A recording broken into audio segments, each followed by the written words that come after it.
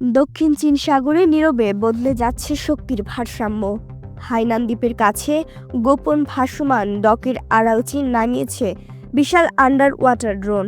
প্রশ্ন একটাই, এগুলো কি আমেরিকার জন্য নতুন সমুদ্রঘাতী হুমকি?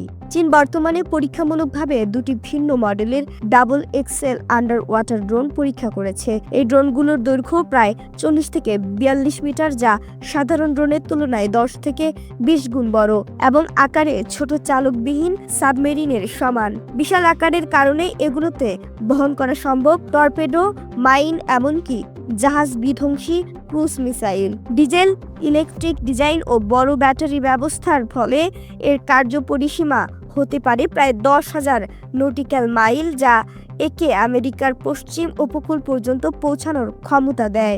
বিশেষজ্ঞদের মতে এই ড্রোনগুলো ভবিষ্যতে স্থায়িত্ব শাসিত আর্সেনাল সাবমেরিনের রূপ নিতে পারে। তাইওয়ান প্রণালী অবরোধ, গভীর সমুদ্রে মাইন স্থাপন ও দীর্ঘমেয়াদী গোয়েন্দা নজরদারিতে চীনের ক্ষমতা বহুগুণ বাড়াবে এটি।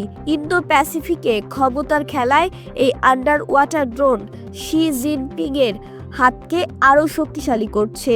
এতে কি সত্যি আমেরিকার নৌ প্রাধান্য চ্যালেঞ্জের মুখে?